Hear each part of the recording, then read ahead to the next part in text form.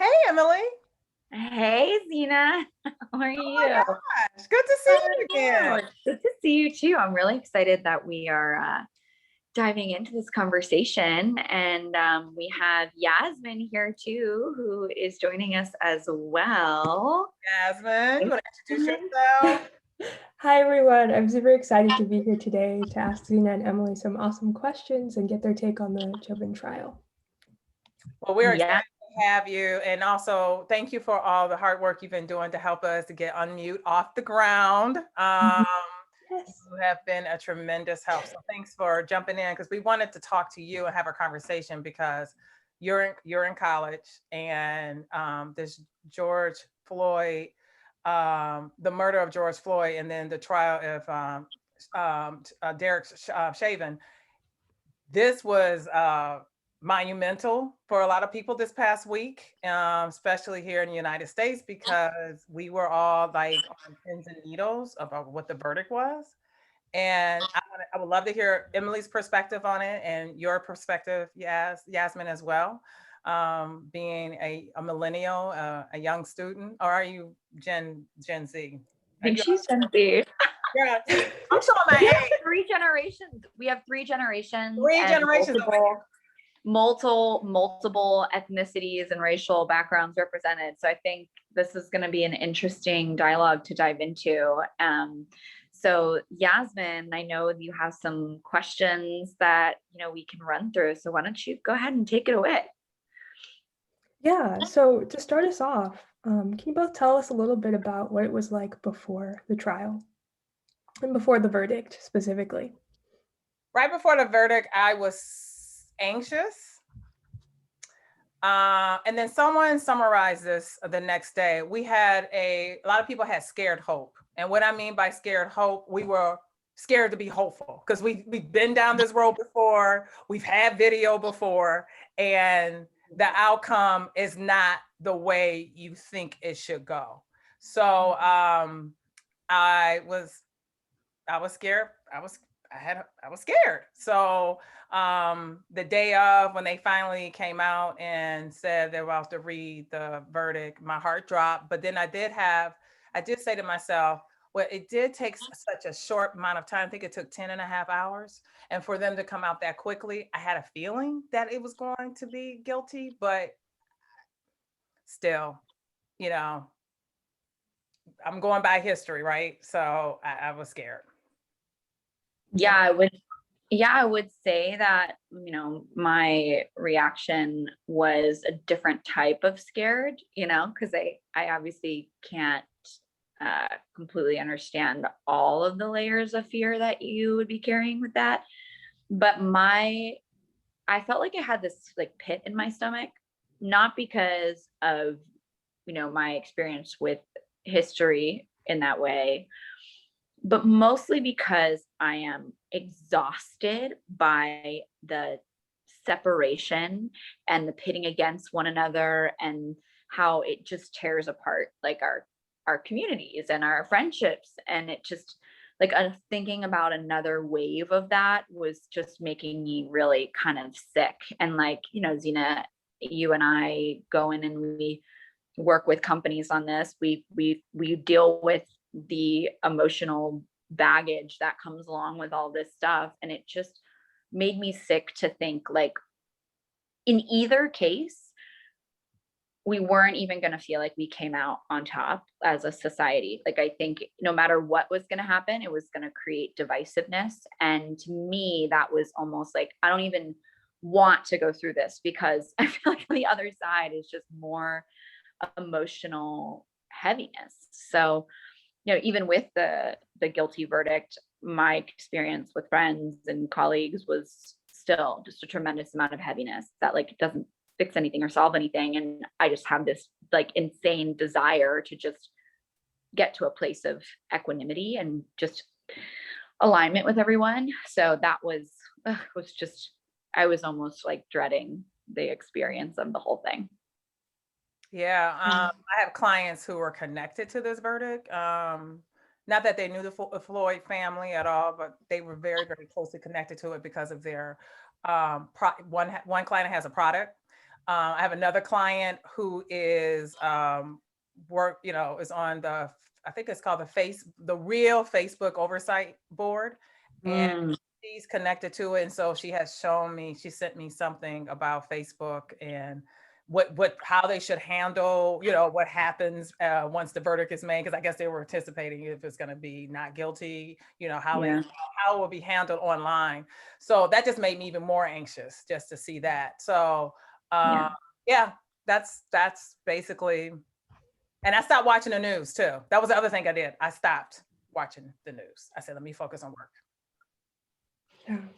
I have to say, I really resonate with both of those sentiments, just in being scared to be hopeful and also fearful of what the aftermath might mean, regardless of the verdict. So I guess that brings me to my next question. What does this verdict mean for us now? So for me, interesting situation happened to me. I was on the phone at the time when the verdict was being read with a client who has an app that alerts your loved ones. It's on your phones. It's almost turned into a body cam and alerts your loved ones when you're being threatened or you're being pulled over by the police. You just want them to watch it in its live stream in case something goes wrong. They have the video footage, or I don't know what else they can do. Call the authorities, but the authorities are right there. So when they read it, and I heard guilty 3 times on 3 counts, I breathed in and out, and I was like, okay, we got him. That's what I said. And like I said earlier, I wasn't sure it was going to happen. We saw the tapes with Eric Gardner, and then 30 years ago, I don't even think you were born yet, Yasmin, Rodney King. We had video of that, and people forget that, those police officers were acquitted as well. So there's been discussion, is this a moment of change? What does this mean? And, still, it means that 3.5 times more likely, Black people are 3.5 times more likely to be killed by the police compared to white Americans. So we still have that fact. So let's just remember that. And, there's a bitterness, there's a bittersweet relief, but I'm still concerned about what's next. Are we going to, what about the George Floyd law? What are we going to, get, it's going to legislative change going to happen. So that's how I'm feeling right now. We still have a long way to go. This is only the very tip of the iceberg. I mean, there's a couple of things I want to say around this. One is that I think in a quite frank way, it changes very little. I think materially, people are still going to be carrying what they're carrying.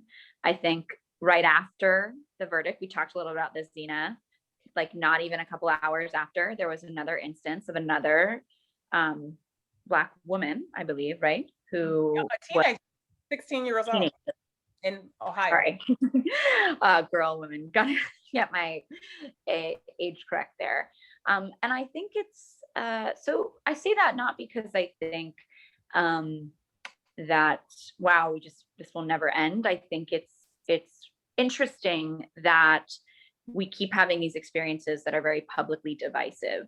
And what my desire is in this moment is not to put my trust or faith in a system that moves as slow as molasses and that is as intricate and systemic as every single system, but to turn my attention and my hope towards individuals and each team that we can connect with to try to really create a sense of interconnection. And in these moments, I feel like of all these external factors that are literally trying to like create division, if you look just point blank, the timing of it is fascinating, right? It's like one news story after the other after the other. It's like just when you might, take a moment of sigh of relief, there's another. Like what? Why? That's interesting. Like, and why is that publicized? Out of all of the, deaths by the hand of a police officer with a Black person, like why that one right then? Like it just creates this cycle for me that feels like we've got to stop. putting our attention and our time into those external divisive factors and start really going internal and trying to find a way, even with all of this and all of the time that it's going to take to get those laws passed and integrated and whatever, find a way to actually come together and create a sense of inclusion, a sense of connection, a sense of community. That is like the biggest protest I think that I could even help create, is to try to speak out on that and say, like, we need to come together. Like, obviously all those things need to happen. And even with all those laws, and you talked with me about this the other day, like the 13th Amendment, I mean, like, these things are in our laws and still they're not actually acted upon. So even with the legislative change, what to me is most important is nothing changes if we don't change. So the work has to happen internally, and it's not just about reading or educating yourself. That's like helpful, but what's most important is doing the scariest thing, which is actually having the hard conversations and holding space in an area where, like, you actually don't know how to relate to. Like, how do you hold space and create space in an area that you can never relate, and like your experiences aren't the same, and you still have to hold space because, like, that's important. So like, this to me is like the most critical thing that we could do. And it just kills me that we spend so much time focused on the external factors of these forces that, like, no matter what, there's still work on our community level that's just needs to be done, and our business level and our team level, and like, whatever, guilty verdict. And then your colleague who has no self-awareness around this particular issue comes and says something to you, and then it re-triggers the whole thing. Like, okay, tell me how we're going to fix that. Like, that's the thing I'm most fired up about. So I don't know if that completely answers the question, but it's bringing this discussion into the workplace. Emily and I got an email right before the verdict was read. One of our clients, one of the team members she was experiencing some anxiety, and she was like, one of her colleagues came up to her, of course they just wasn't focused on what was going on. They didn't care. And she was just like, I didn't know. I was in the mood. And if you're Black, if you're brown, a person of color, we were all in a mood. Most of us were in a mood. And, whether you're in the workplace or you're on Zoom, and I mentioned this last week, if you're feeling pressure from your colleagues who are non-Black, they don't understand sometimes. They understand that, we are on pins and needles. This trial is going on. This verdict is about to be read. We don't know if the world's going to turn upside down.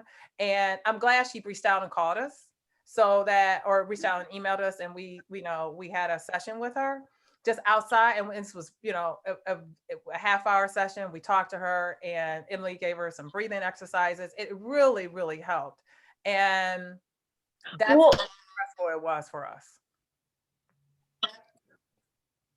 Well, Zena, I'll just say one thing on that. I agree with everything you said, but I want to clarify one teeny point, which I think is actually really important.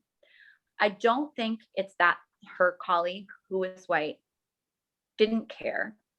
I think that she has lived her life in a way, or they have lived their life in a way, where it was just not part of the culture to pay attention. And actually it was safer, more secure, more grounded, more part of that culture, white culture, to not really dive into that, just to try to stay focused on work, compartmentalize. Like, that is what we have been taught is like a form of strength, right?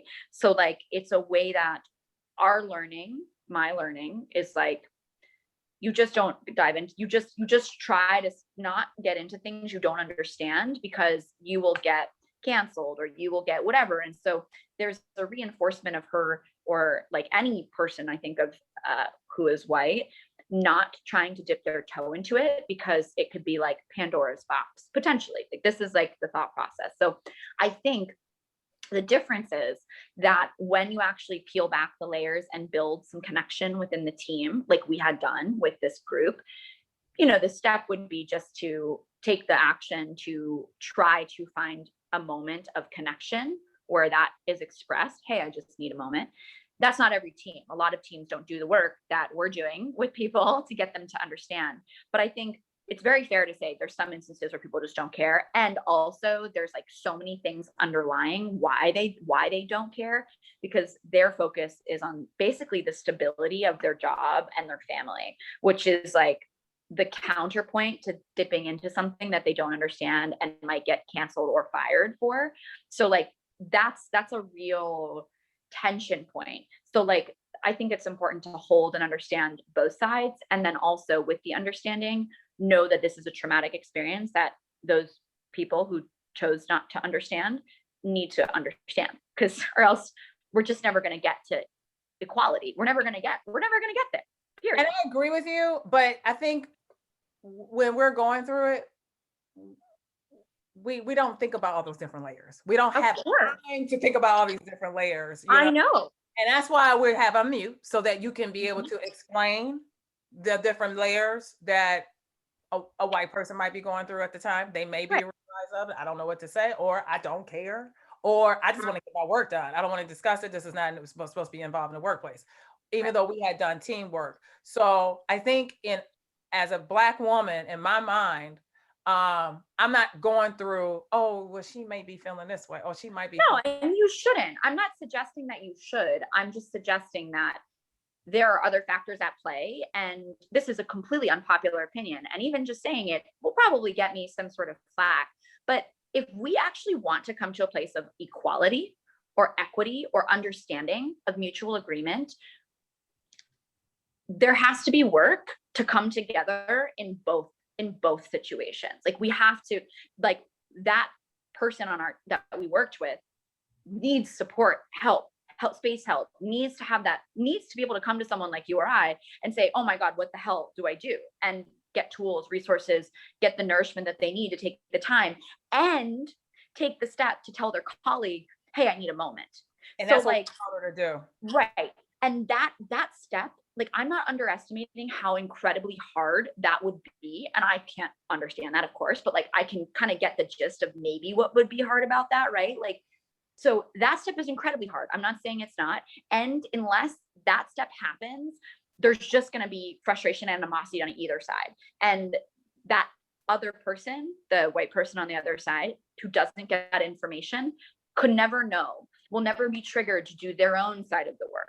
And so like, it's like this step. And like, I don't want to be interpreted like, oh, people of color need to take that step first. That's not what I'm saying. I'm saying that there needs to be some sort of balance between the two. Like we have to come together somehow. And that's one example versus like a white person coming in and saying, oh my God, I don't know what to say about this verdict. Like, how do I work through my own shit so that I can show up for my colleagues better? Like the ideal would be that colleague would do their own self-reflection, understanding, work with someone like you or I, whatever, break it down, and then take some action items to go and reach out to their colleagues in an appropriate way. That's the ideal. But we're not there yet. We're not there yet, but we're trying to get there. And that's the whole, right. whole point. We're trying to get there so that we can all work together to end the division, the divisiveness. That's the point. And I'm totally aware that a lot of things that I'm saying might trigger different reactions in people's psyche. And it's like, I get that. Like, I'm aware. And we have to do something about it. Like we got to. That's the stuff. Period. Exactly. You know. Anyway, go ahead, Yasmin. No, I have to say this is such an important conversation. I think we could make a video just talking about this. And just as an intern working with you both, I think the perspectives and background that you both bring is part of what makes Unmute so meaningful. So that brings me to my next question. How was this experience impactful for you, but also for the work that you're doing with Unmute?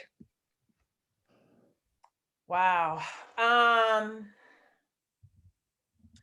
think about, we don't discuss the people who came out and filmed that video. All right.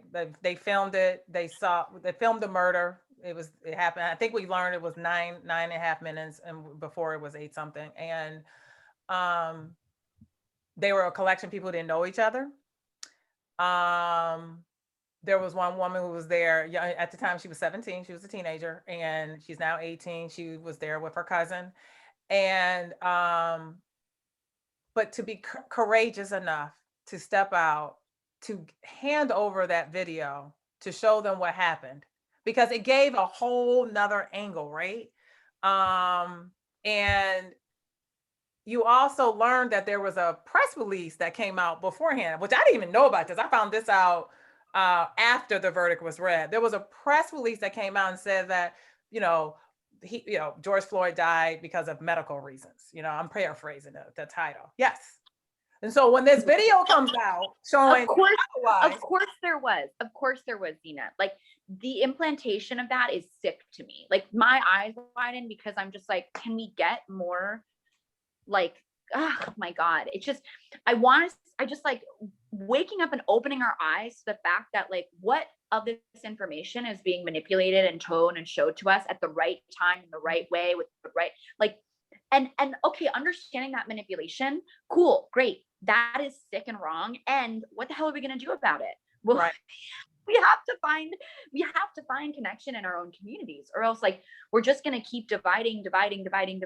And that's the opposite of, like, our natural state. Like, that makes me so angry. Yes, and that's exactly what happened. And then when the manipulation, it was manipulation. And then it's, once again, you're trying to pit one race against another. And yes. It's not what quite this press release is saying. And you see it from a different angle.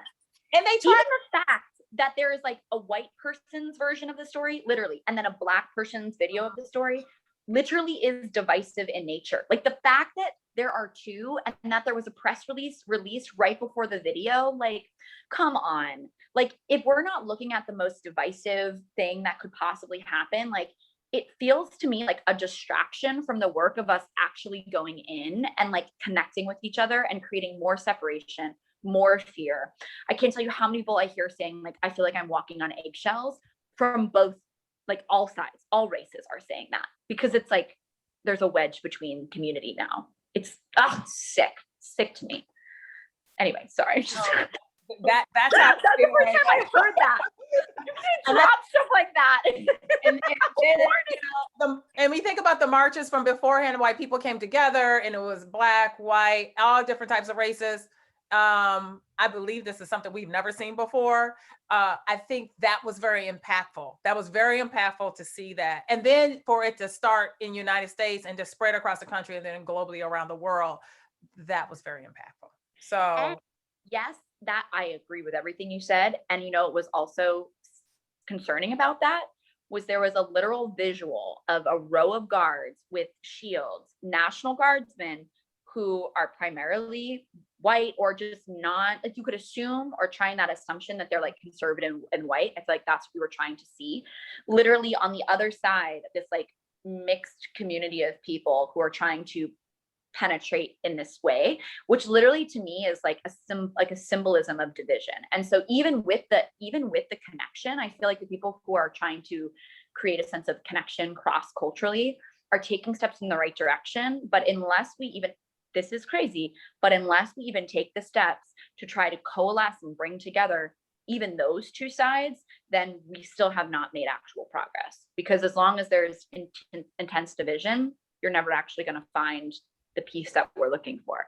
So, like, I almost wonder if even all of those movements, like, even created more frustration with people who were behind the guardsmen, because then they see, like, people screaming and yelling, not screaming and yelling, because people were just chanting, but still, like, they're chanting, like fuck the police, and the police are there. So it's like, it's creating even more space, which, right, like, I want to validate that that's important, and also go deeper and say, like, and we're still not at the goal of complete inclusion, which, like, that's what we're standing for, is radical inclusion. Radical means it's uncomfortable. Radical, it means it's bigger than anything we've seen before. Radical means it's everyone. It's not just people who have similar belief systems. Like, I could go on. But did you find that, I'm going to turn this over to Yasmin. It's the PR person in me. Did you find this, what was impactful about the experience for you? Mm-hmm.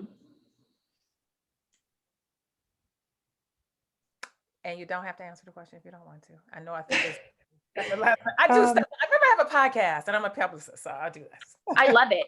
Go, Yasmin. We love to hear your perspective. And if you don't feel like sharing it, I totally understand. No, I think there was definitely a lot of hurt and frustration. Um, and for me, I had to do, I think, Emily, you touched on this, a lot of trying to compartmentalize.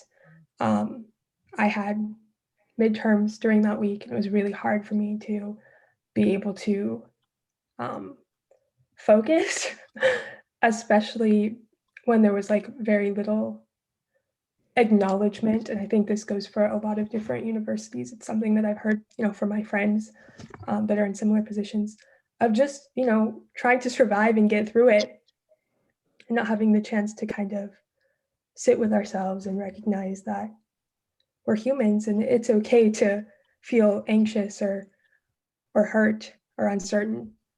Um, yeah. I totally can relate to that. I totally can.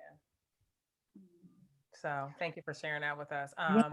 We had I we had think we had social unrest on our campus at U of M years ago. We got 3 generations here, years ago. And I was part of a movement to make change there and had no idea I was gonna circle back around where I am today. But we demanded justice, and we were marching, and I love my parents both dearly, but they both have two different views. And my dad's from the South, so my father believes, we sent you there, we want you to study, and you need to be more focused on school right now. So that was my dad's point of view. My mother's point of view, she's a little bit more radical, and she was like, "You get out there and march and fight." And then, I'm glad I did it. I understand why my father is the way he is because he actually grew up in Jim Crow. He saw it. So I totally understand and get it. But we did see change at U of M eventually there, and so more Black and brown people were admitted to the university. And also they did start coming down harder if we felt as if we were threatened by it. I'm not saying they were perfect, I'm not saying they were great, it was a step in the right direction. So I know how universities are, and you have to almost kind of get out there and demand it. So I get, I believe me, I understand the feelings. Yeah. I think the other thing I would say is the day of the verdict, I'm active on social media, so there was posts about justice. Finally, I got a couple texts from friends, specifically from white friends, saying, justice, all caps with exclamation marks.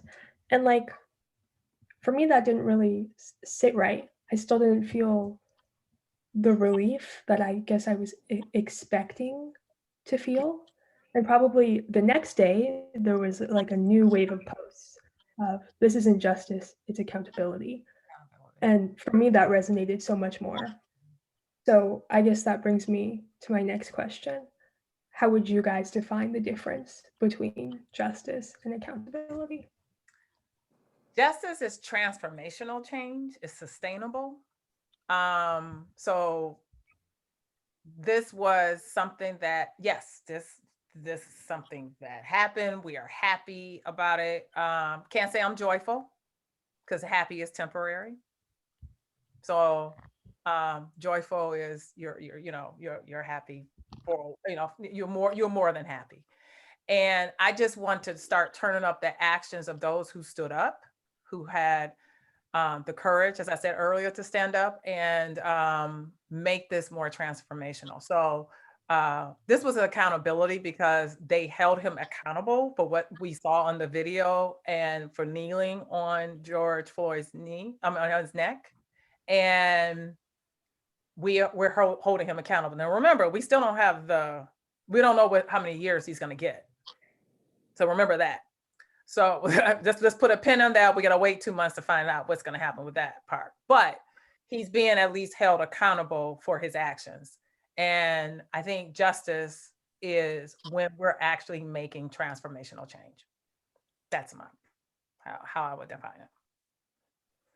Yeah, I think I agree with what Zena is saying. I also think that what I'm curious about, and just unpacking that a little more, is the response from people who are white or non-Black, or, feel like they can't directly relate, those texts, like, how does one actually support and respond? I mean, I have some ideas in this. Like, I didn't send a single one of those text messages because I've had enough of these conversations to know, like, well, I really don't know what to say. Like, I don't know what to say, and anything I'm going to say is going to be, unless they're like a really good friend and they trust me, they might think it's like in a weird way or whatever. Yeah, I don't even really know what to say. I had the experience of a few close friends of mine who happened to be Black tell me in just a normal conversation we were having, we're going to talk about something else, and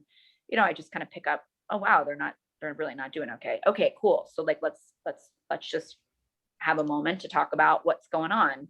And obviously, in those moments, it's like you feel almost like a boulder of just like sadness that you just like have to receive, and I personally think that, like, if we don't allow ourselves as people to sit with our own sadness, it's going to be really hard to sit with someone else's. And luckily we do this for a living, so I'm cool with sitting with people's sadness. It's not it's okay.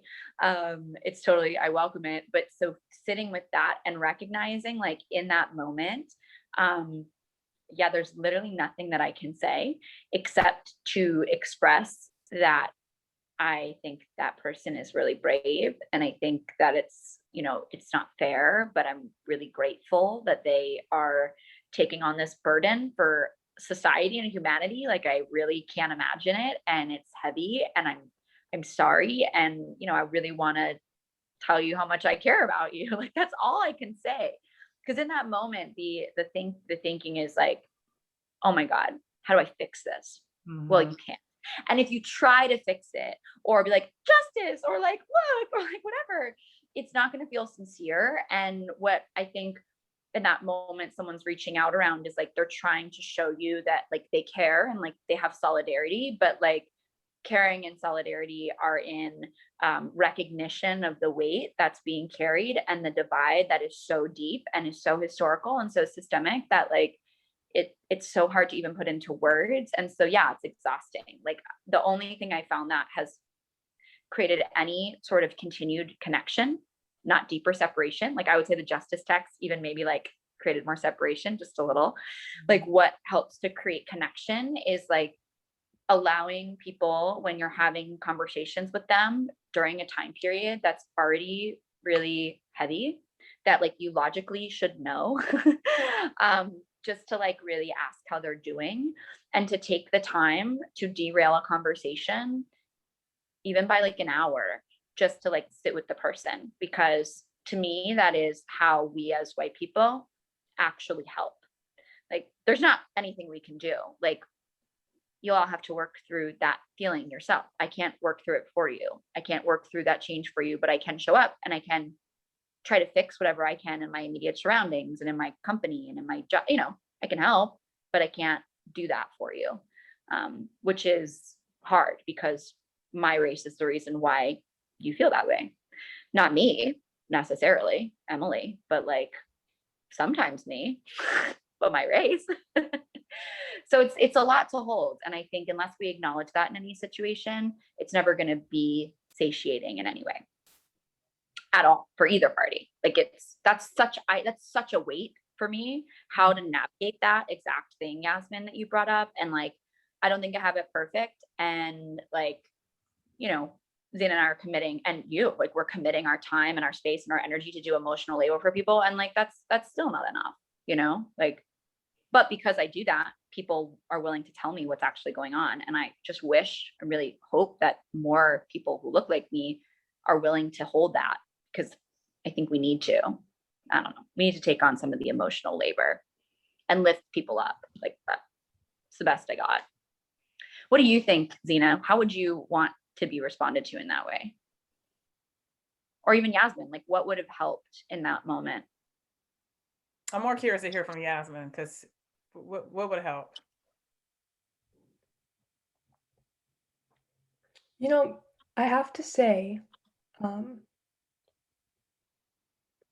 I had a lot of these conversations with members of the AAPI community, and it was like they were checking in on me over the summer and throughout the semester, just to kind of see how I was doing. But it was also like every time somebody else was murdered by the police, I would get a text. And then that was reciprocated by me like a month ago when, and honestly, this entire year, there's been so much hate against the AAPI community, but especially when it was at its height. And then again, the same thing happened last week. And it's like, in some ways, I feel a sense of like solidarity and comfort, but at the same time, that back and forth shouldn't exist. It's exhausting. So yeah, I think I kind of wanted to bring in that perspective in talking with other minorities who don't necessarily share my identity. Woo, Yasmin, that's so powerful. Okay, I'm gonna keep pressing on this just a little bit. If you need a minute, you just tell me, okay? So in those moments when something happens that you're aware of, and someone reaches out and reminds you that they're aware that you are Black, or identify as Black, right? Like that you present that way and you identify with this community in some way, and they're reminding you of the pain that you felt, right? That's hard. In that moment, what do you most desire or crave from a friend, a community member? Like if you could ask for anything in the world, whether it's like a chocolate chip cookie or like a hug or like whatever, like, is there a thing, or is it just nothing? I need to be alone. Like, what would that be?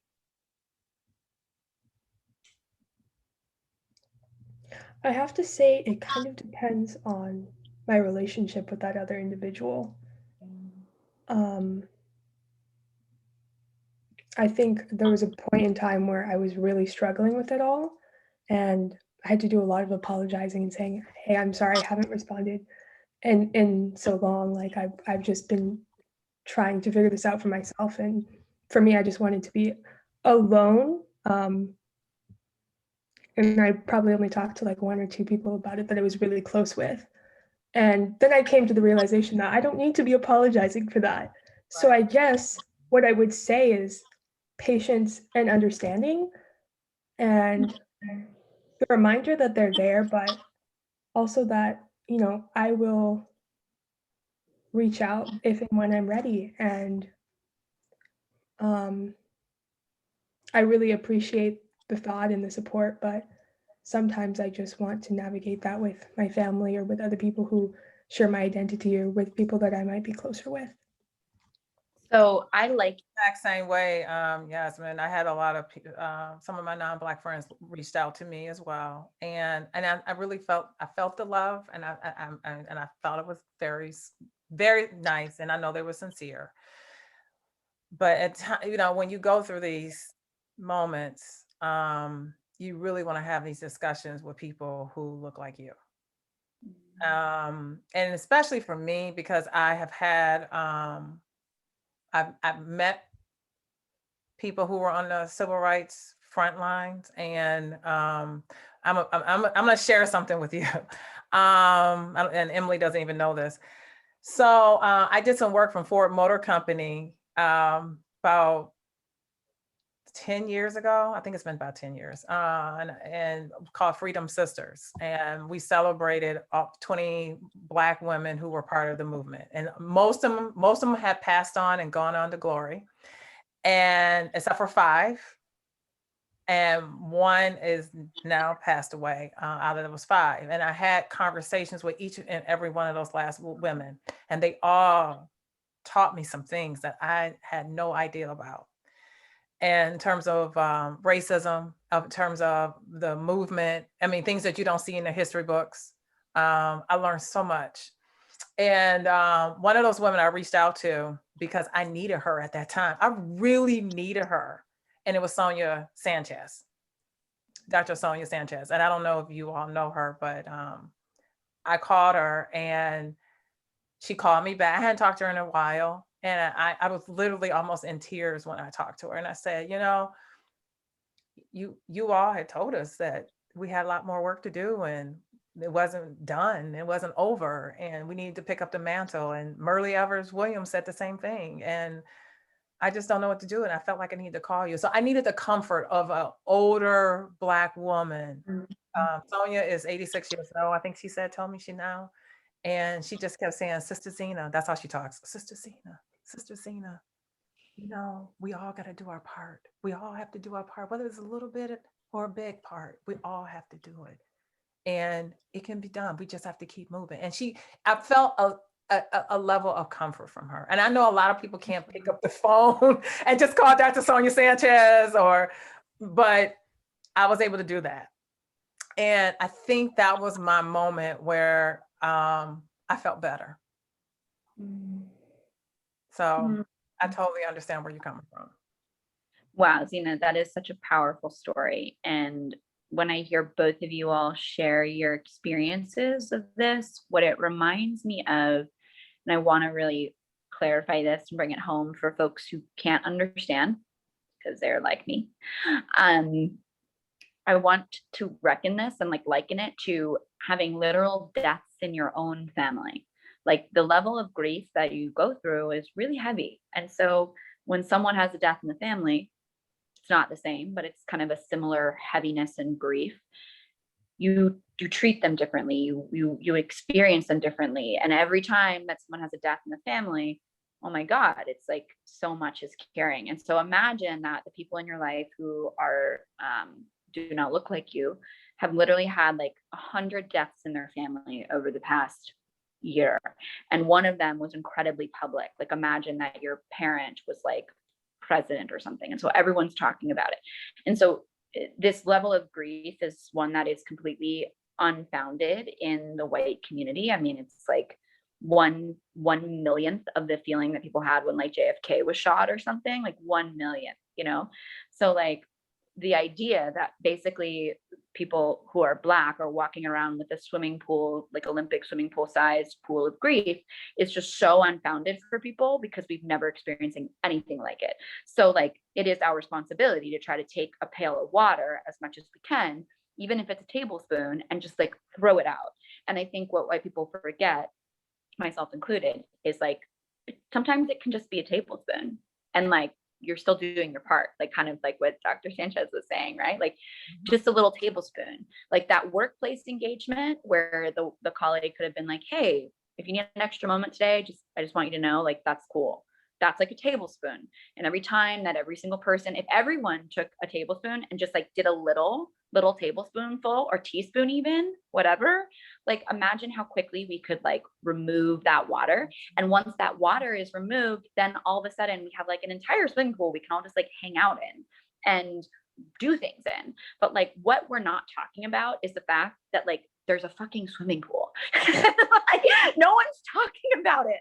Everyone's like, we got to do this. We got to take change. We got to take action. Yes, we do. And we also have to drain that. Like, we also have to care for ourselves emotionally. And every single person has the ability to do that. Every single person. I don't care who you are. I don't care if you're a staunch Trump voting Republican. I don't care. You can reach out and ask your colleague, hey, do you need another minute today? Because you care about your colleague. And that's enough of a motivation. I don't care what your political backgrounds are. That's enough of motivation, is that you care about a human in front of you, or at the very least, you care about the productivity of the human in front of you. Fine. Let's even go down to the baseline. So like, I just feel like in every workplace, people haven't been given the tools. They literally haven't been given the utensils. And like what we're doing is trying to give them bigger and bigger and bigger utensils, like tablespoon, a ladle, like a big tub, like a swimming pool, whatever, you know, we just like a kiddie pool just to pull it out. Like that's basically it. And until we do that, I truly believe we're not going to get to a place where we're going to feel community, and it's going to feel like that change comes even slower. Like, you know, you can just feel like that change happens so much quicker, even if it doesn't, because you have less that you're carrying, you know, and more support, more people who understand. So that's what I hear when I hear all this. It's like, wow, like we need to really address this. We need to 100% address this. And it's the part of everyone to do that. We don't have to all become social justice warriors, but we can treat our colleagues a little bit nicer and just be aware, because we're smart, and don't be an idiot. Be aware. Just be aware. Just be aware. Just be Literally, aware. That's if all. I could say one thing, it's like, fine, read a book, learn about Black history, whatever. That's great and fine. Okay. But in the moment, you can read all the books in the world. And when the moment comes and the trial is happening of George Floyd and you are oblivious and you don't ask your colleagues, hey, how are you doing? How are you really doing? Then you're completely missing the point. And the book you read might as well just stayed on your freaking bookshelf. So spend less time on that and more time on your internal work. And I think we'll be better off. And sure, yeah, you should read and learn because don't you want to be informed? Don't be dumb. Tips and tools we can apply to the workplace. I mean, this is, Yeah. and this is Exactly. what we're suggesting and unmute, we've been suggesting these tips and tools for how white people should be more aware, so how Black people need to have their own space, take a moment. It's okay to feel the way you're feeling. And yeah, this is why, we exist. And this is why we have so many other people who are out there. And I'm gonna acknowledge that other people out there who are doing Of course. my work. And I have friends who are chief diversity officers who are in that position. I met a couple of people over the summer who have become friends, who have been in these positions. And I know they have, done their share of work to do what they can do in the workplace. And so I applaud them and appreciate them. And I know one has retired and they still reach out to her for her opinion and because there weren't that many of her, of people in that role, years ago. This is a new position. And since what has happened with the killing of George Floyd, more and more people are being hired in this role and position, but I hope they don't tokenize it. I hope it's not a blip in history. Let me do this right now so I can look good on LinkedIn and on social media. I have all these articles written up on me because I know it's all. Yeah. I think that's going to happen, to be totally frank with you, because because they're not paying attention to the analogy, like that swimming pool. They're not acknowledging that there's a pool there. And so they don't know how to arm their team with the right tools. And they don't know how to give the people who are drowning floaties. They don't know how to do that. And so they're going to try and look at what should I do? And I think a lot of times the tokenization isn't coming from necessarily a bad place. It's coming from a misinformed and misunderstood place. And they're just doing what they think they should be doing. And it doesn't feel right, but they have no idea what else to do. Okay, I guess we'll invest in this. A lot of people are still trying to figure out how to solve this. They're trying to figure out how to solve this. Corporations are trying to figure out, how do I solve this? Yeah. I think some corporations actually do care. They just don't know how to do it. Right. Because of the people they've been hiring. I do pay attention, I follow, I listen, I talk to some of these folks who are on the inside. They just don't know what to do because of history. Yeah. I really love that analogy of providing people more effective tools, Emily, to kind of gauge in this really important and difficult work. And I think that's exactly what you both are trying to do with Unmute. So why don't we shift the conversation a little bit to talk about what you're trying to do, which is navigate conversations about race in the workplace. Do you think that this verdict changes the way that corporations should address diversity and inclusion and approach conversations about race in the workplace? We don't know. I don't know. We won't know until we see it. Yeah. I think it's going to continue to I think there's fuses that are constantly being activated. And I think this will activate the same fuses that have been activated when the George Floyd death happened and when Black Lives Matter protests were continuing to pick up steam at the beginning. But I think it's same, but different, new topic, same underlying energetics, same underlying emotions, same underlying lack of tools and all the things. But I certainly do think that it's going to be something we're going to have to continue to unpack because it's going to be, it's not going to change anything. I think the same thing still applies, but we're going to have to talk about it. Yeah, we're going to have to. And think about what happened when, I'm not going to bring the whole voting, but I'm going to bring it up for just a little bit. Think about Georgia, the laws that were passed, the, disenfranchising Black and brown people from voting. And, I'm not calling out anybody, but I'm not going to say any names, but the corporations that were in Georgia didn't say anything to stop it until 72 Black leaders, executives, and CEOs came out in a letter stating, we need corporations to speak up. And I was so proud at that moment that they wrote that. And then I noticed then those companies who are based in Georgia, they started speaking up, but now it's a little bit too late because the laws have been passed. However, we still have 47 other states that are being impacted. So I'm hoping that these corporations do continue to take a stance and also take a stance within their own workplaces as well, and take a long, hard look. Yeah, I think it takes both internal and external work for sure, which I think, we're doing at Unmute, and I feel like we're getting it done one day at a time. And I know that that's all we can do, one day at a time. Exactly. Yeah. And I think, we've had such a rich discussion, and we probably need to do a whole nother one with the remaining questions that we got. But yeah, I think this was super helpful. Yes, it was. And Yasmin, we really appreciate your So appreciate you. It really Thank you so much for having me. I'm honored. Our discussion with us. It's always good to have from my standpoint, to speak to have the youth speak up, because my perspective is different based on my generation. I grew up in, as they labeled us, the Gen X, and our experience was different.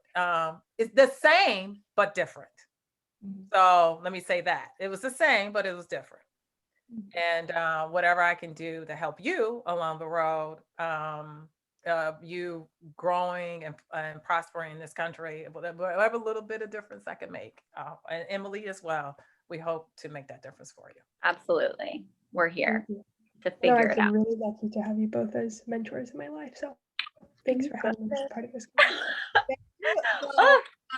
The podcast is coming out, me. I have to wrap everything up. So if you want to learn more about Unmute, please visit www.letsunmute.com.